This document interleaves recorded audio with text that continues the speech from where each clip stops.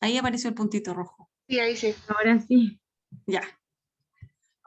¿Quieren que les repita algo de lo que ya habíamos hablado?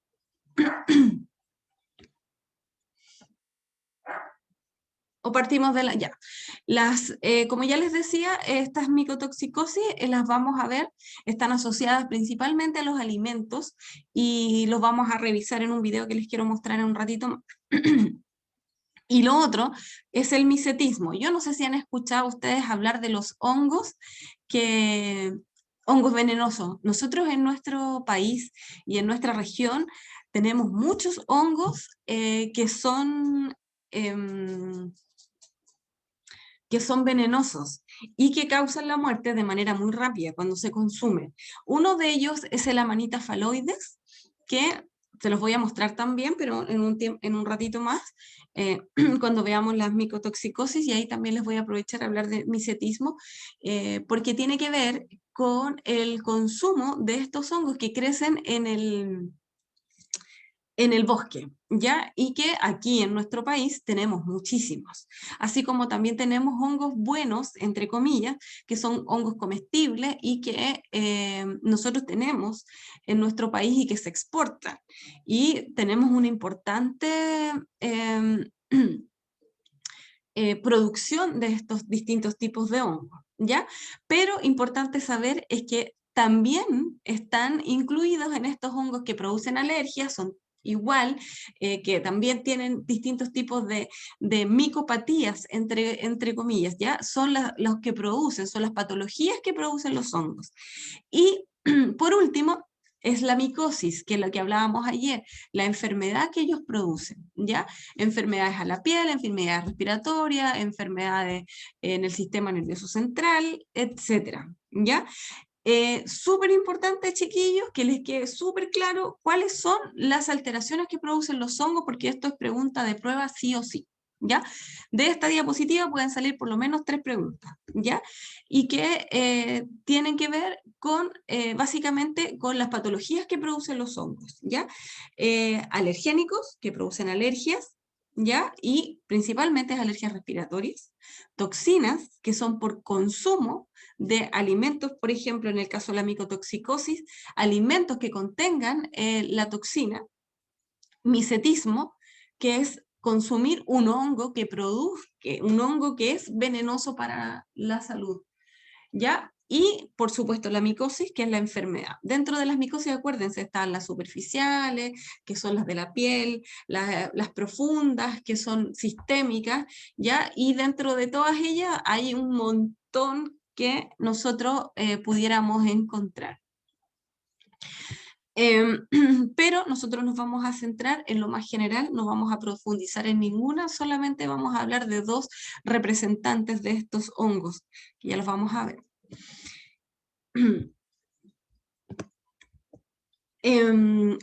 Los hongos, y al igual que las bacterias, requieren medios de cultivo para su aislamiento y generalmente requieren algunos nutrientes especiales.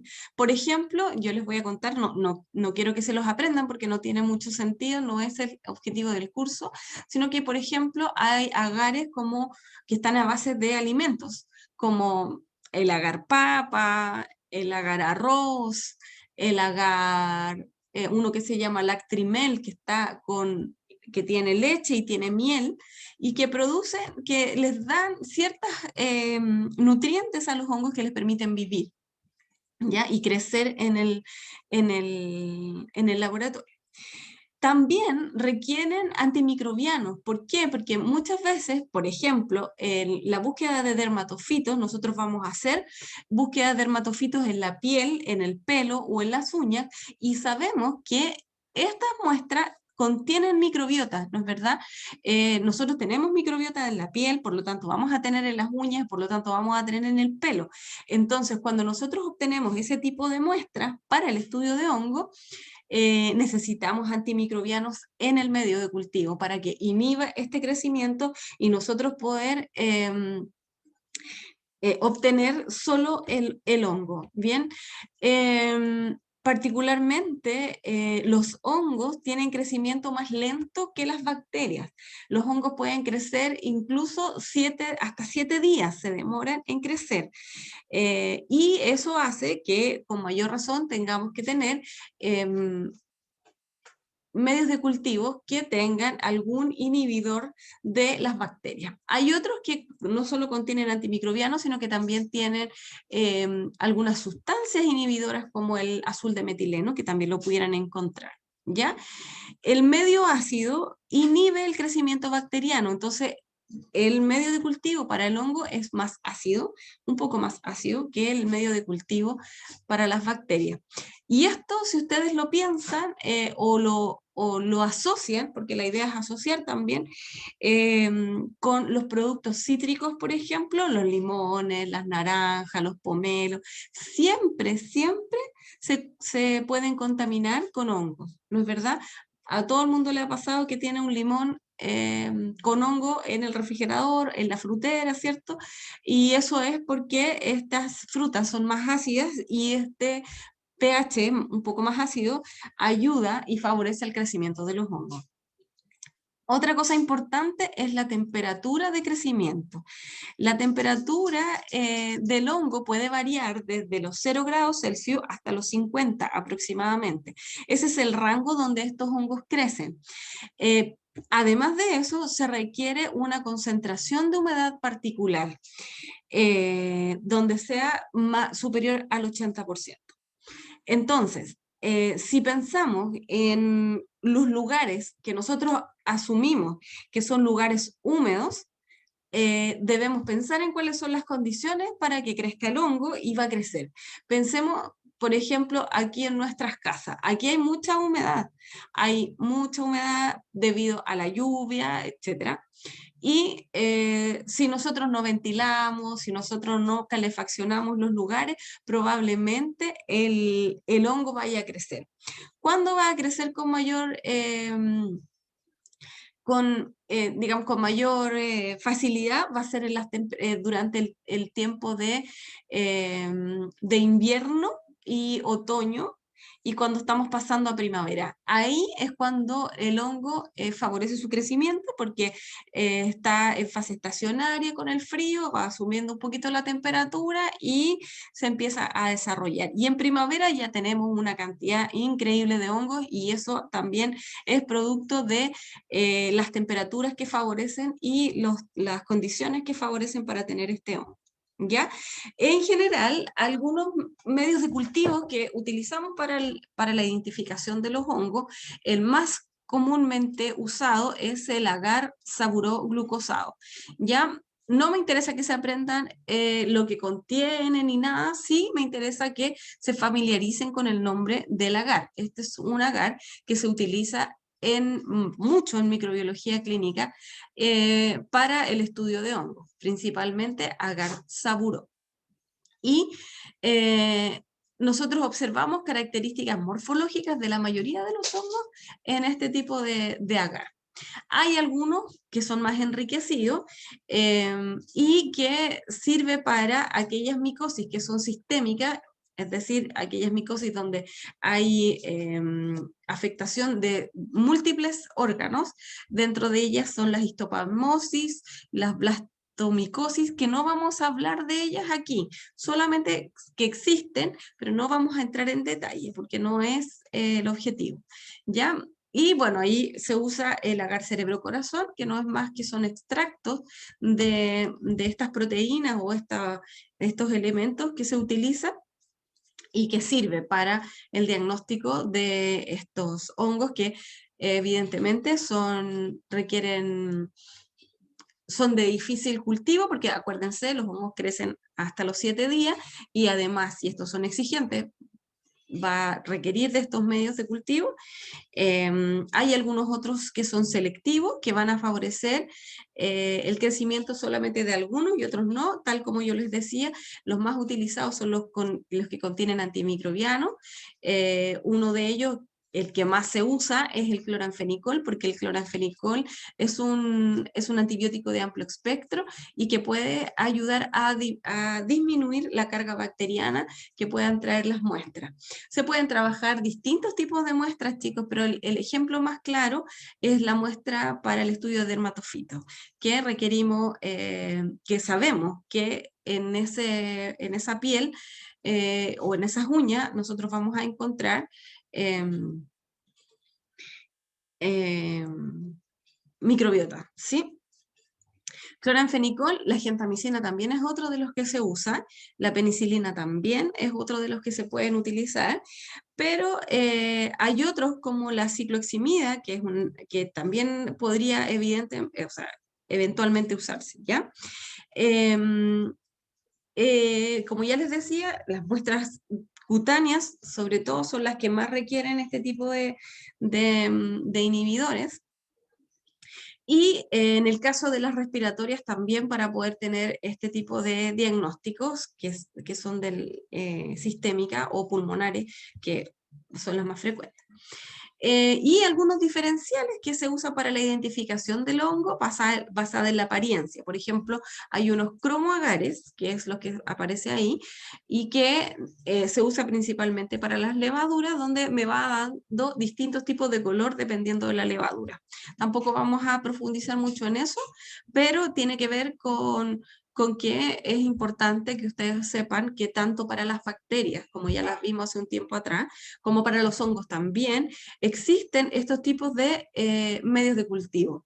El general, que es el agar saburó, que es el que se tienen que aprender, porque yo se los puedo preguntar, como agar saburó, existen los enriquecidos, algunos selectivos, donde principalmente vamos a utilizar en aquellas muestras que provengan de sitios no estériles, como la piel y el respiratorio, y también se utiliza para ayudar a la identificación del hongo basada en la apariencia, ya como las cromoagares que me van a dar distintos colores. ¿Ya? Hay distintas pruebas de identificación que nosotros pudiéramos utilizar. Son muchos menos que las que utilizábamos para las bacterias. En general, la identificación del hongo se hace mediante la morfología, es decir, tenemos que esperar por lo menos los 7 días del cultivo para nosotros poder hacer la identificación, ponerle nombre y apellido, no como las bacterias. Recuerdan ustedes que las bacterias teníamos las pruebas bioquímicas, al otro día leíamos las pruebas y podíamos saber cuál era el nombre de la bacteria. En este caso no, aquí tenemos pruebas bioquímicas que pueden durar hasta una semana fácilmente, y hay otras pruebas que son pruebas rápidas, como la aglutinación de látex, por ejemplo, que se hace en algunas especies, como las levaduras. Las levaduras son hongos que crecen más rápido que los hongos filamentosos. A las 48 horas ya podríamos tener un crecimiento importante de levaduras. También se demora, pero no se demoran tanto como los hongos filamentosos. ¿Ya? Y cuando crecen, especialmente en aquellas enfermedades como las candidiasis, que son masivas, o esta enfermedad, o sea, esta meningitis por criptococos, por ejemplo, es muy útil utilizar el látex para saber si se trata de una levadura o se trata de otra cosa y de cuál levadura se trataría, ¿ya? El látex es nada más que aglutinación, no sé si conocen términos como eso, que yo junto una gota con otra gota y si hay reacción entre ellas, entonces sí podríamos eh, confirmar que se trata una u otra, ¿ya? Hay otras pruebas que son las de ELISA, que se acuerdan, yo les comentaba, como nosotros tenemos una reacción alérgica, y también que va a permitir que lo hace nuestro sistema inmunitario, nosotros podemos medir esos anticuerpos, ¿ya? Y además de eso, podemos medir, por una parte, los anticuerpos que nosotros generamos, pero por otro lado, también podemos medir los antígenos, es decir, cuánto hongo yo encuentro en mi cuerpo, ¿ya? Y eso es súper útil también para el diagnóstico, sobre todo en los niños, cuando tienen estas infecciones pulmonares, principalmente por Aspergillus. estos niños es muy bueno saber cuál es la cantidad de hongos que ellos tienen en su cuerpo, ¿ya? Y eso se van haciendo en el tiempo, se pueden ir haciendo recuentos, etc. Y bueno, hay algunos que son de identificación rápida, que son las inmunocromatografías, que son estos cassettes tipo los que se hacen del embarazo. Ahí se puede hacer una reacción y se puede conocer. Y también la inmunofluorescencia, que nos permite ver algunas estructuras, etc.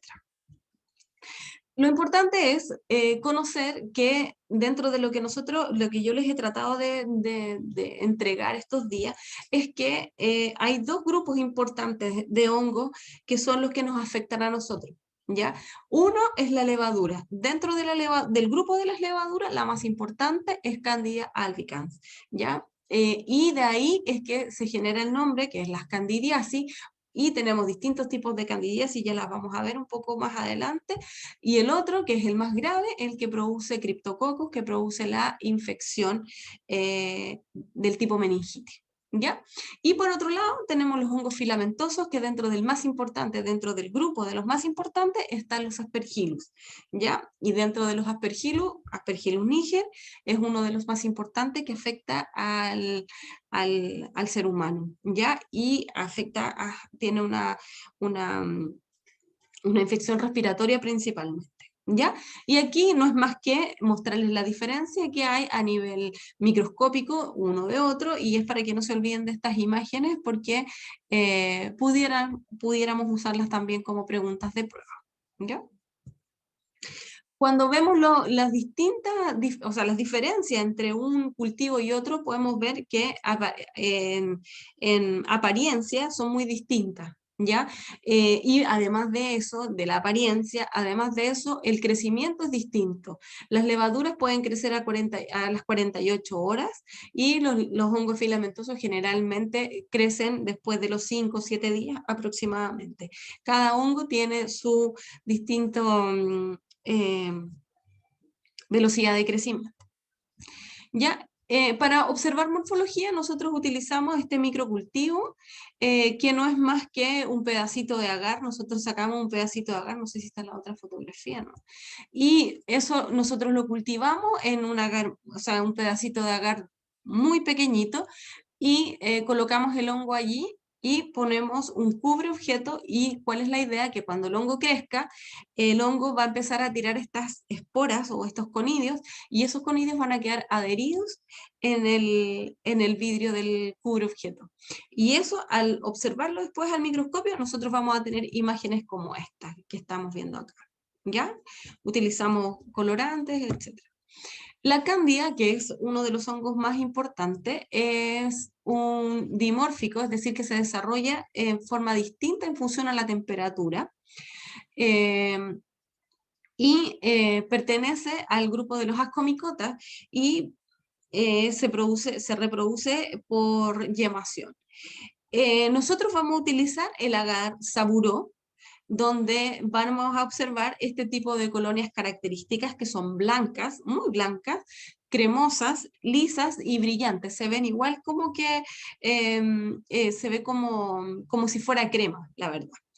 Eh, la cándida, es uno de los hongos de mayor importancia a nivel clínico, y también a nivel de pacientes inmunocomprometidos. La cándida es una levadura que vive con nosotros, que es parte de nuestra microbiota, y que se puede ver o puede aprovechar su crecimiento frente a algunas circunstancias particulares del huésped.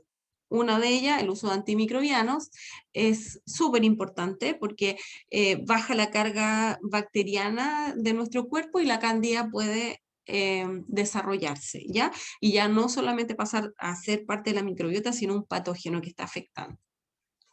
La identificación, bueno, nosotros hacemos identificación por una técnica que se llama tubo germinal, que no la vamos a entrar en detalle, pero sí podemos observar este tipo de estructura, donde nosotros las podemos observar directamente desde la muestra, o también desde nuestros cultivos. Y aquí no es más que el desarrollo de la hifa y la yemación de las levaduras. ¿Sí? Y aquí están los distintos tipos de candidiasis. Ya tenemos candidiasis oral, que es una de las más frecuentes, que se da en niños lactantes, por ejemplo, y también adulto mayor, y también en personas inmunocomprometidas. Las candidiasis de la piel también, que es la que tiene que ver, por ejemplo, con el pañal, pudiera estar asociado, ¿ya? Y las candidiasis del tipo de transmisión sexual, ¿ya? También hay alteración, por ejemplo, de la microbiota de la vagina, y ahí pudiera generarse esta candidiasis vaginal, ¿ya? Igual que también pudiera ocurrir a nivel intestinal, donde también la levadura pudiera crecer y también pudiera generar algún problema. ¿Ya? Puede estar asociada también la candidiasis oral al uso de placas dentales, al uso, a la mala higiene, claramente, y por supuesto al sistema inmunitario debilitado. ¿Ya? ¿Y este por qué está aquí? Bueno, otro de los hongos importantes, están al revés las diapositivas, las vamos a pasar acá, es Aspergillus. ¿Ya? Aspergillus, como ya les contaba, son los dos hongos que vamos a centralizar nuestro estudio y tienen que ver con el aparato respiratorio. ¿Ya? Aquí está la foto del microcultivo que yo les contaba recién. Nosotros tomamos una muestra de este pedacito de agar. Voy a acercarla. Este pedacito de agar, nosotros colocamos el cultivo que está acá sobre este agar, y sobre esto colocamos un cubre objeto, y eso después lo observamos al microscopio y observamos esto. ¿Ya? Una de las cosas importantes que tiene que ver con la aspergilosis puede ser respiratoria y es muy difícil sacarla cuando llega al pulmón. ¿Ya? Cuando está en el pulmón, produce se llenan los alvéolos de las esporas, y cada espora va formando otro hongo, otro Aspergillus completo. El tratamiento es sumamente largo, y no solamente pudiéramos encontrarlo a nivel de respiratorio, sino también a nivel de los senos paranasales, donde también se produce este mismo en algunos casos los pueden encontrar como aspergilomas, que en el fondo no es más que una masa de hongos que se encapsula y que se encierra, y que apenas pueda salir, lo que hace es eliminar las esporas y de eso alcanzar otros órganos. Esta es una de las infecciones fúngicas más frecuentes, al igual que la candidiasis, y son las cuales nosotros nos vamos a poder tener en consideración. ¿Ya? ¿Alguna pregunta, chiquillos, antes que les muestre el video que yo les quiero mostrar que tiene que ver con las micotoxinas?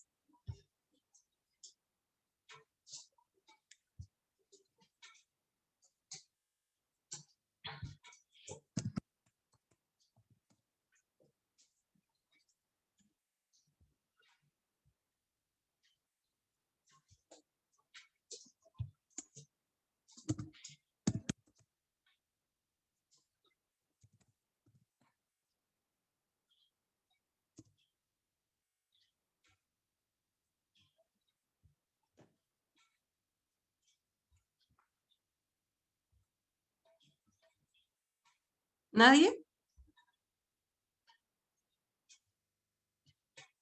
Súper, qué bueno, qué bueno. Ya, muy bien. Tenemos dos alternativas, chiquillos. La primera es que veamos el video todos juntos, y la segunda es que yo les suba el video en el aula y cada uno lo ve cuando pueda. ¿Cómo prefieren? ¿Lo proyectamos ahora o lo ve cada uno por su cuenta?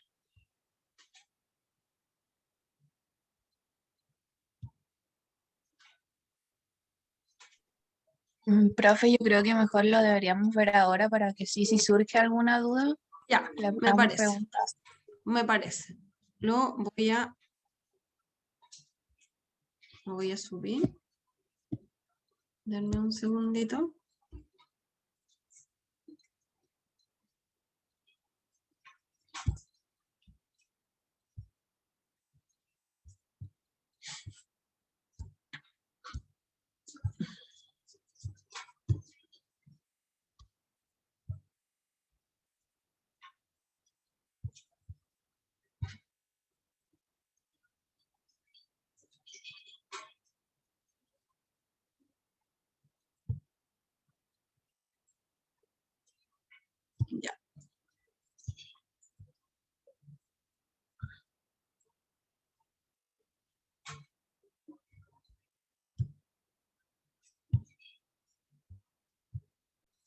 Voy a ver el chat primero. Ya. Aquí va el video. Me cuentan si lo ven y si lo escuchan, por favor. Este año, particularmente en la zona de influencia del área de la experimental de Rafaela, con las excesivas lluvias que tuvimos, todo el mundo consulta por una problemática que hace tiempo que venimos investigando, que es la presencia de hongos y micotoxinas en los alimentos que se utilizan para alimentación de vacas lecheras. Las micotoxinas son toxinas producidas por hongos que se desarrollan cuando el hongo está en una situación de estrés. No todos los hongos producen micotoxinas y no todos los hongos que producen micotoxinas las van a producir. Los hongos pueden ser hongos de campos y hongos de almacenamiento. Este año, por las humedades, tenemos gran cantidad de fusarium. Y los fusarium son productores de toxinas como son la cearolenona y la vomitoxina y la toxina T2, que son 3 toxinas que pueden producir trastornos en las vacas lecheras. Particularmente la cearolenona, que produce problemas reproductivos. Otra micotoxina que también tendríamos que evaluar es la presencia de aflatoxinas, que es una micotoxina muy riesgosa porque es la única micotoxina que pasa a leche y es el cancerígeno natural más potente que se conoce. Ante esta situación no hay que alarmar. Lo que nosotros tenemos que tratar es no maximizar ya la problemática que el cultivo tiene en el campo. Nosotros, cuando usemos ese alimento, lo conservemos, tenemos que aplicar buenas prácticas. Si nosotros queremos guardar el grano para que luego sea alimentar a vacas lecheras, tenemos que tratar de guardarlo lo más seco posible y lograr una buena aireación, porque con una buena aireación el hongo crece, pero por lo menos no desarrolla la micotoxina, que es más problemática. O utilizar un antifúngico adecuado, pero puesto en las cantidades que corresponde, porque lo que puede ocurrir es que a veces uno no lo dispersa bien en toda la masa del grano y hay zonas donde la concentración no es suficiente como para matar al hongo y me puede desarrollar la micotoxina. Como para redondear, tratar de mantener la situación que nosotros teníamos en el cultivo en el campo, y eso lo logramos con buenas prácticas.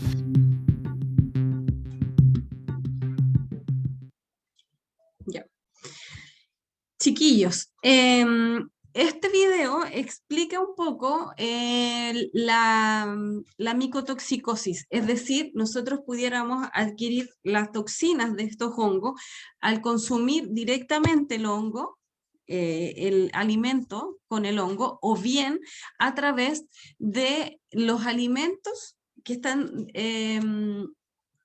están consumiendo los animales, como en este caso hablaba de las vacas, pero también pueden ser las gallinas, aves de corral, distintos tipos de animales que son animales domésticos que consumen estos alimentos con hongos y que a su vez contienen las toxinas, y estas toxinas se pasan hacia ellos. Es decir, nosotros pudiéramos consumir la carne del vacuno, por ejemplo, y sin saberlo puede tener esta micotoxina.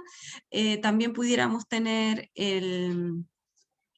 los huevos también pudieran contenerla y nosotros sin saberlo, ¿ya? Y nosotros ahí tendríamos otro tipo de toxina que en el fondo hay que tener en consideración que nosotros podemos consumir la toxina desde el alimento o de manera secundaria a través de un animal que haya consumido la toxina previamente. Es un problema, se han hecho varios estudios porque, por ejemplo, uno de los alimentos que contiene más micotoxinas son los frutos secos, y de un tiempo a esta parte como que los frutos secos han ido en aumento en el consumo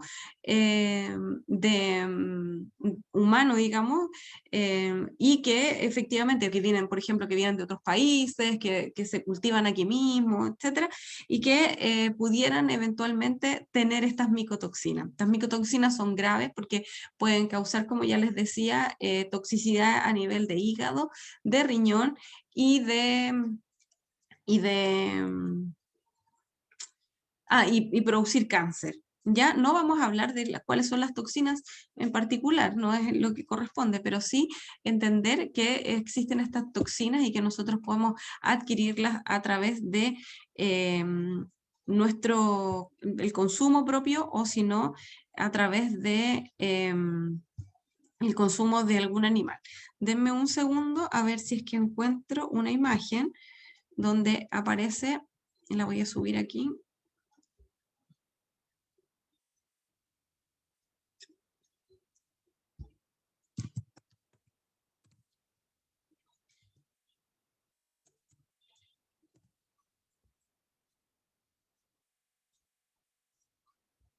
Espérenme un segundito.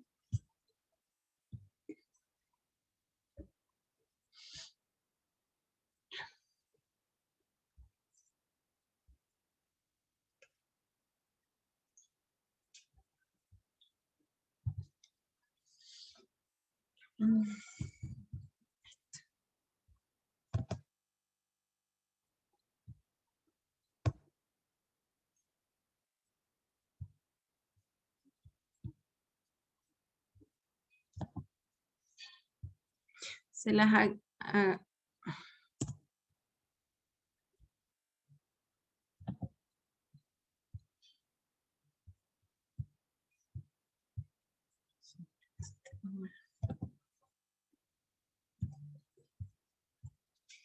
se las voy a agregar, se las voy a dejar en la última parte de la clase de hoy. Ahí sí. Y se las voy a mostrar ahora.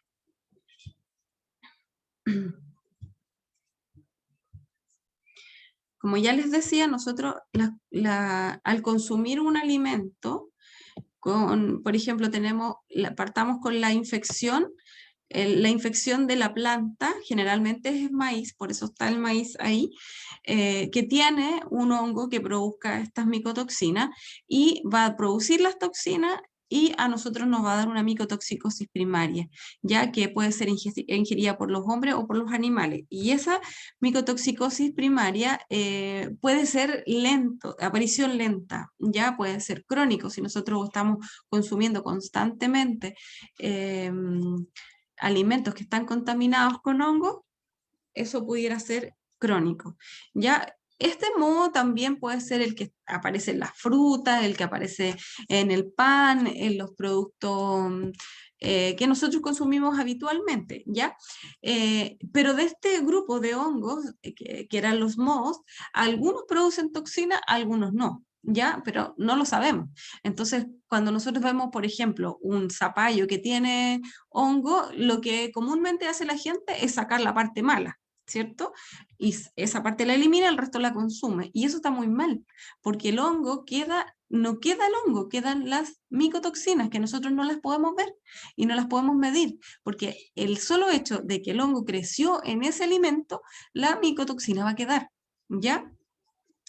Y existe también que la probabilidad de que estos alimentos los consuman los animales, como la vaca, el cerdo, las ovejas o las gallinas. Y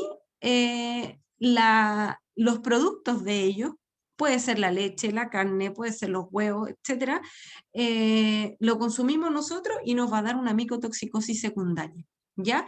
Por eso es que hay que cuidar mucho, hay normativas que a nosotros nos indican qué microorganismos, o sea, qué alimentos pudieran o no tener micotoxina y qué micotoxinas podrían ser aceptadas y en qué cantidades. ¿Ya? Esto es algo súper importante que nosotros debemos considerar porque es una patología que producen los hongos, pero que es silenciosa y que finalmente después no vamos a saber en qué momento nos contrajimos esta micotoxicosis. ¿Ya? Ahora sí terminamos. No sé si hay algún comentario, chiquillos. Les aconsejo que vean la clase de la otra sección, porque en la otra sección sí hay un grupo que va a presentar y probablemente puedan salir algunas dudas, algunos comentarios. El quiz va a ser de lo que vimos hoy día, solamente, y en la prueba va a entrar esto más lo que hemos visto de hongos previamente. Ya, chiquillos, si no hay nada más que comentar, estamos en contacto. Chao, chao. Chao, profesora. Chao, profe. Adiós, profesora. Chao, profe. Chao, chao.